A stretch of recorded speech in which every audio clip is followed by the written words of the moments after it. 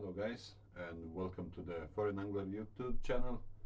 My name is Andre, and today I'm going to show you how to rig up some soft lures that we use for pike, perch, sometimes even for trout fishing as well. So today I'm going to show you how to rig them up, how to put the jig heads through them easily, and that maybe is going to help you out at the beginning of the road. Whoever is starting up, is going to help you out. Right, so today I've got some lures which are 9.5 centimeter, 9 centimeter. I've got some bigger ones here which are 16, 18 and 20 centimeter. So first of all I'm going to start with the smaller ones. So how to get your jig head and hooks to look like that? Well, it's very simple. Once you done a bit of practice, and the best way I would say to practice is get yourself a pack of jig heads. Some of them they come in a 3-pack, or you get single jig heads, or as I said, as many as you can, and look out for a pack of lures, like as cheap as possible, as cheap as you can get, especially if you're at the beginning of your road in lure fishing. They come in packs of 5, 6, 10 even. Get them and practice with those. Don't make mistakes I made myself, and get quite expensive lures, like you're looking at 5 pounds a lure, or 8 pounds, or 12 pounds a pack of 2, so they are a bit expensive. So the best way I would say to start with cheapest, gather experience, try as many times as you can. If they rip off, they are cheap, just bin them. You cannot really do much about that, but practice as well. So what I'm going to show you is these are 9 centimeter. So every tackle shop you would go to, or even online, they will have a size chart for your jig heads, for the size of the hook designed for the length of the lures. So for example, for 5 centimeter you look for a one size 1 hook, for 7 centimeter size 1/0, and so on. When it comes to this one, for example, this one is a 7 centimeter, so is a 9 centimeter, I'm sorry, this one is a 9 centimeter. I'm looking at a 3/0 hook. So body wise, for the soft lure, to the hook, is you want your hook a little bit just about the middle, to come out just about the middle of your lure. One thing I seen from guys, they like to put it further ahead, closer to the head.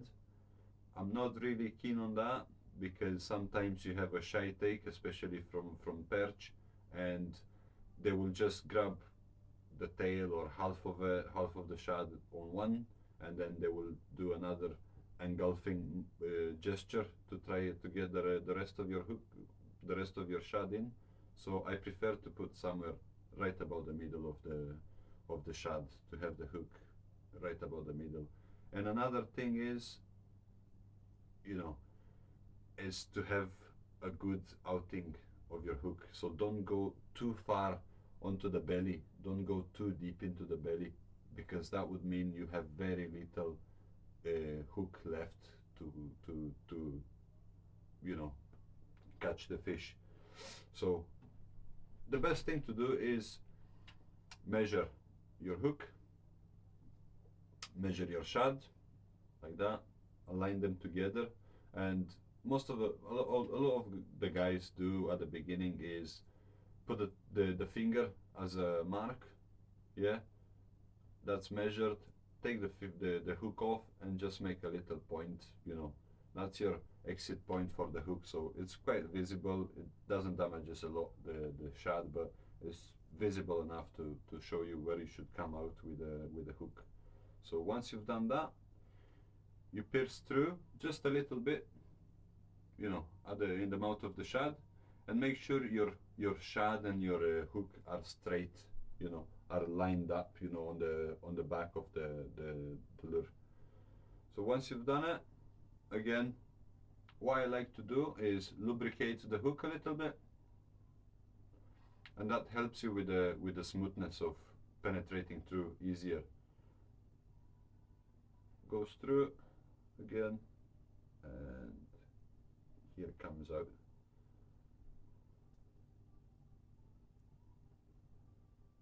That should be it, pretty much ready to be casted.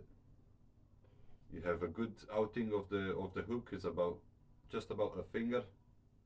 If you can get your finger in there, it's just ideal, because as I said, if you put your hook too close, I'm gonna do this one and show you.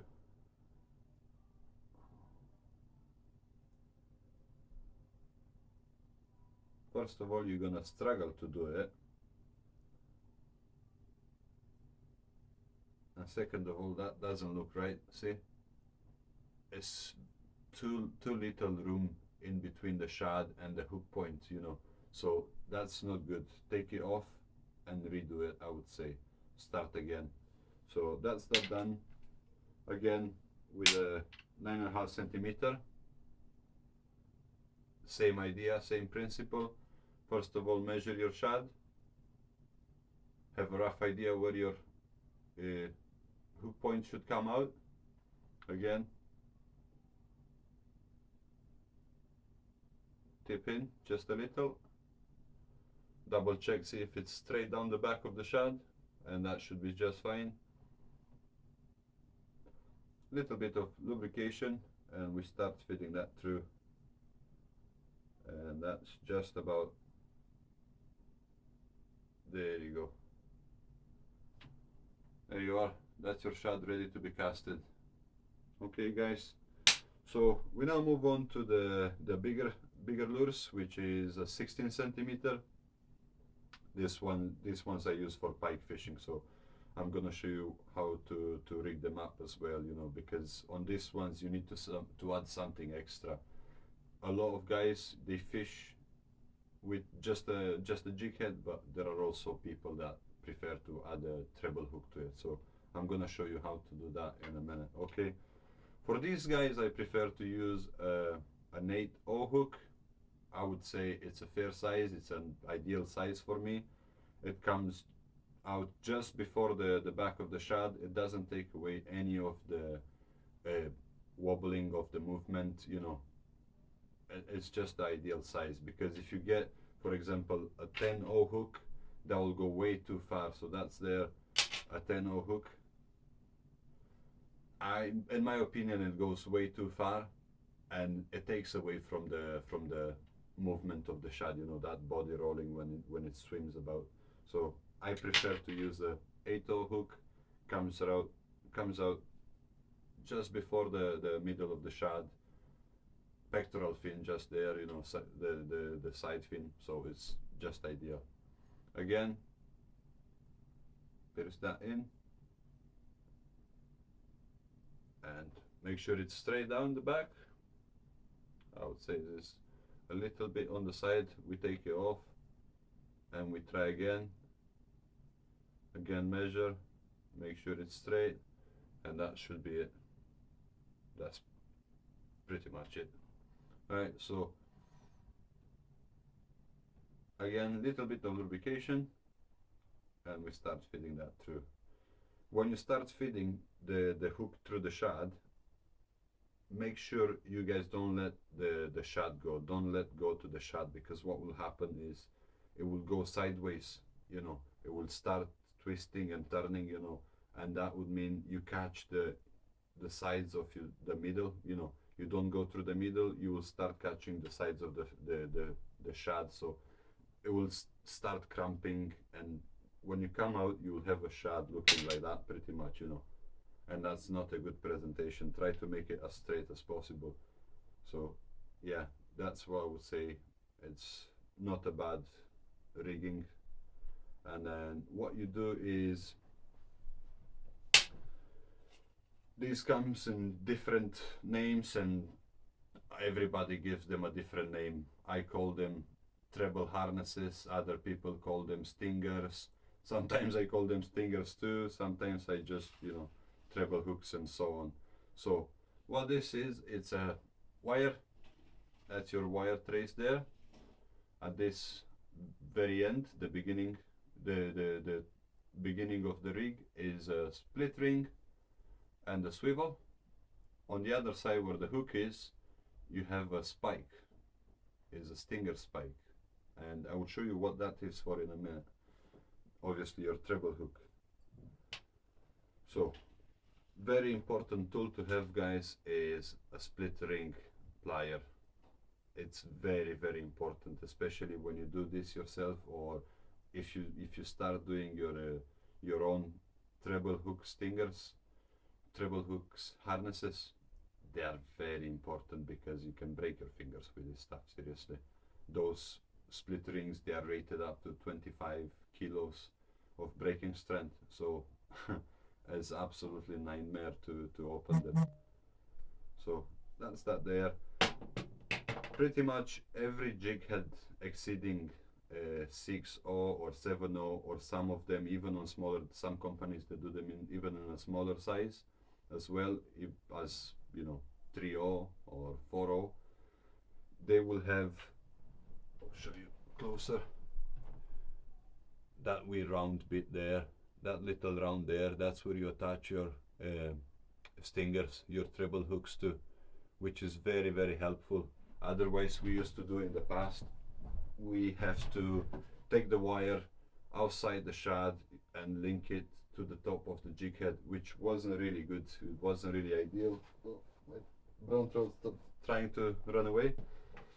So that's that there, ready to go. And you take your spike into the belly of the shad, and this bad boy is ready to be fished with. Some guys prefer to put a treble hook inside the belly. I don't really like that because it's gonna ruin a lot of your shads a lot faster. When a fish takes, doesn't really care. When a pike grabs your lures and it hooks up and it fills the lure, it's just gonna takes, you know, it's gonna take chunks of rubber out of your shads, and it's not really good. Okay, so that's down there. Another one I like to use is, although the name says it's a shallow harness, shallow stinger, there you go. You have a weightless, non-weighted pro screw. It's like a screw in, like a corkscrew, and it doesn't have any weight. That one there is got in the middle a wire, a straight piece of wire, which will help you guide into the shad. And the way this goes is, first of all, you pinch that in and you catch it there like that, screw that in, watch your fingers out, very sharp, and that should be it, ready to go. Alright, so again, these come with spikes. The spikes go into the belly of the shad, and another one at the back.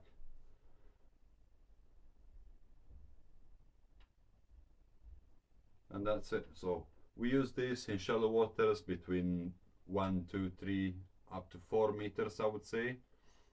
However, if you find yourself in a spot that you find the fish further out, you know, in the deeper water, and you need to reach faster into the deeper water, you can add on those bad boys. These are called fast on clips, fast attach clips, made of tungsten. They are very little, but they weigh quite a lot for their size. They are smaller compared to normal lead, you know.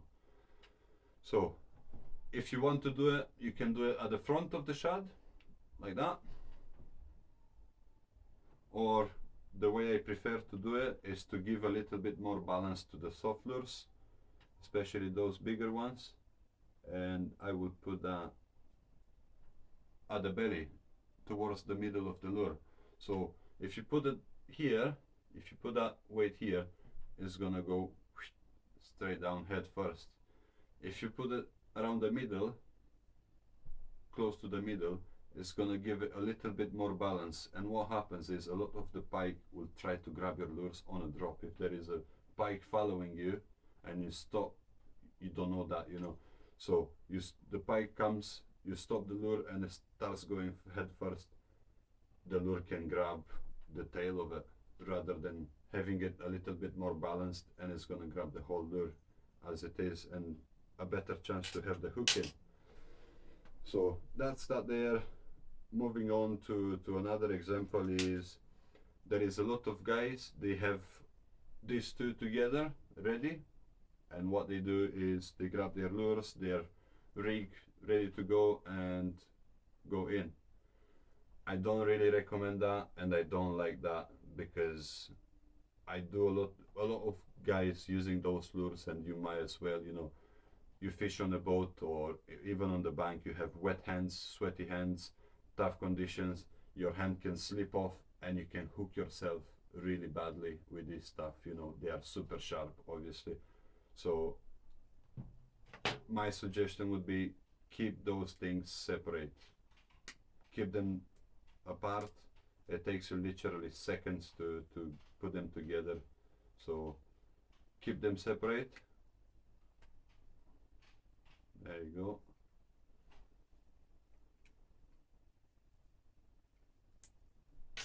That should do it. Again, measure your hook. That should be just about. Go in just a little. Check, see if it's straight down the back. Uh-oh, we have a guest. Come on, sit down please. Hiya. Right, so that's that there. Don't touch anything, yeah? Be careful. You make boo-boo. Okay? So that's down there. A little bit of lubrication. And we start feeding that through.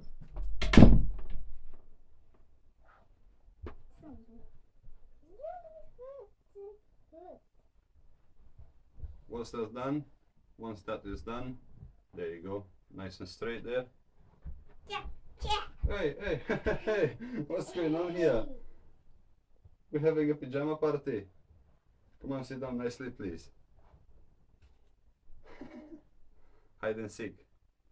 Right, so once it's done, you take your pliers and you attach your stingers, your treble hooks. As I said, I don't like having that together with a jig head. Yeah, sorry about that. Home alone, so the wife's away working. I had to watch her and make videos. So here you have it. Yeah, so that's that. Moving on to even bigger lures. Yes. Yes, you need to be careful because it's ouch. Yeah, see, even she knows. Right, so moving on to bigger lures, for example. Yes. Wow, yes, right? Wow. Some big fish, eh? Moving on to bigger lures, this is what I use for bigger lures. These are your basically classic shallow stingers. I don't like adding weight to those ones in advance because you never know how you're gonna fish them. Even yes.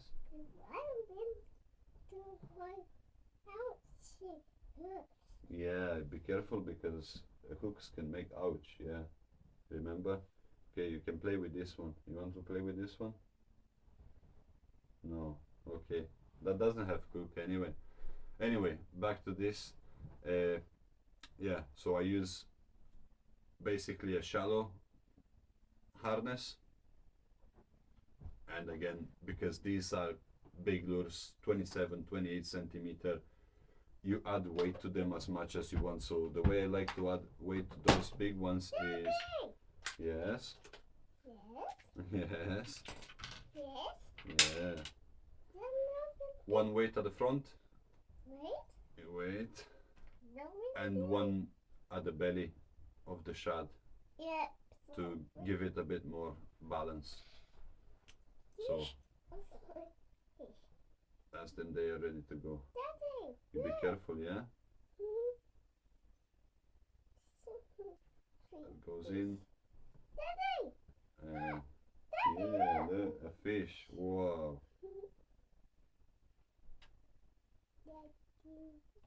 Don't worry, guys. She's been explained and trained what to touch and what not to touch, so she's relatively safe. So that's it there. That you have it. That's on the bigger lures. Again, I have other systems as well, and I'm gonna show you. This one here is with a. It's got a trace already attached, probably from the last time I was fishing. I'm a little bit of a lazy, and I just cut the line off and put them together in a box like that. So that's another one there. Again, a weight in the front, and this one has got a balancing weight on the belly, so that will stay there permanently. You screw it in, yeah, yeah, loads of fish. This one has got a screw. It's just made of lead. You can get them out of tungsten as well. This one is just lead, so it's got a screw, goes into the belly, and it acts as a balancing weight. Yeah, yeah, little fish. So pretty much that's it, guys. If you have any more questions, please let me know. Leave a comment, and hope I'll see you next time. Let's say bye bye. We say bye bye. Bye. See you later, guys. Tight lines.